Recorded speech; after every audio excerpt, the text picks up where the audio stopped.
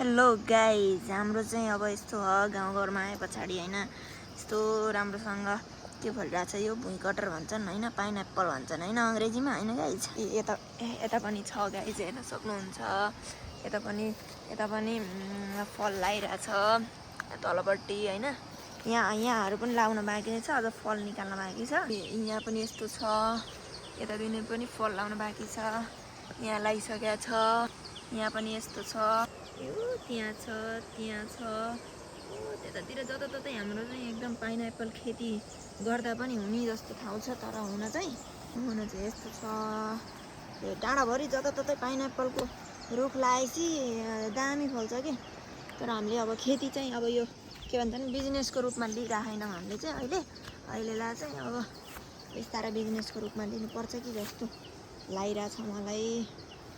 यहाँ चाहिँ डाँडाभरि यस्तो छ कि पाइनएप्पल यति अब हैन लगाइछ।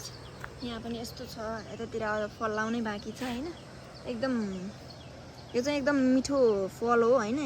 यो चाहिँ एकदम के भन्छ टक्क लाएर यहाँबाट हेर्ने हो नि गाइज, यस्तो छ हाम्रो भ्यूजहरू। गाउँको मौसम एकदम रमाइलो छ। तपाईहरु पनि घुम्न भनेर आउन सक्नुहुन्छ। गाउँमा यसो सहरमा बस्ने मान्छे गाउँ घुम्न आउनु भने यतातिर आउँदा नि एकदम रमाइलो छ है गाइज। एकदम डाँडाबाट हेर्दा चाहिँ एकदम आनन्दमय छ के।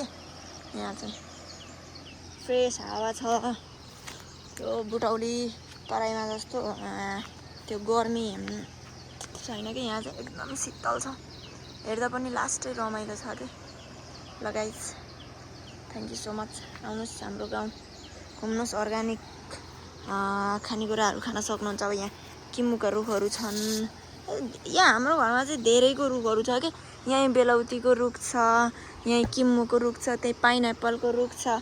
अलि पर जाने हो भने अमिलो छ, अलि पर जाने हो भने कागती। यहीँ छ कागती त गाइज, तपाईँहरूलाई कागतीको रुख पनि देखाउँछ है।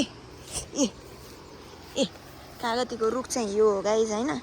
अब यो रुख यत्रो ठुलो छ के। अब यसमा चाहिँ फलहरू दानाहरू ठिकै लगाइरहेको कागती चाहिँ। अहिलेको साल चाहिँ पोहोर चाहिँ दामी राम्रो लाग्थ्यो, अहिले चाहिँ झ्याप्प फल्यो हैन। यहाँ कागतीकै दानाहरू यस्तो राम्रोसँग फलिरहेछ। अब यहीँ पलतिर जाने भने के छन्, आरु छ, आँप छन् हैन। अर्ग्यानिक खुर्सानीहरू यहीँ खुर्सानीहरू फलिरहेछ। यहीँ लगाइजी देख्न सक्नुहुन्छ। त्यही लिचीको रुख छ। यो चाहिँ हाम्रो खेती हो हैन। अहिले यहाँ मकै लगाइरहेछौँ। मकै चाहिँ लाउँछौँ, अब के गर्नु। उति त्यहाँ देख्न सक्नुहुन्छ, बाँदरले फाँड्छ र पो गाह्रो छ। यो अर्घाखाँची गुल्मी कता हो, यो एकदम बाँदरको चाहिँ बिगबिगी छ के। अरू जे भए पनि यहाँ यस्तो रमाइलो छ कि। यहाँ अब टक्क मकैहरू फल्छन् अनि झ्याप्प पोलेर खानुपर्छ है गाइज। अब यहीँ मुनि हेर्न सक्नुहुन्छ अकबरे खुर्सानी, सबैलाई थाहा छ नि त हैन। अकबरे खुर्सानी भन्ने एकदम बेस्ट हो नि त, धेरैजनाको बेस्ट हो कि यो अर्ग्यानिक के भन्छ नि यो अकबरे खुर्सानी चाहिँ। यसको चाहिँ अचारहरू पनि बनाएर राख्छौँ। ल guys, thank you so much. यही हो हाम्रो गाउँ। ल बाई बाई, टेक केयर।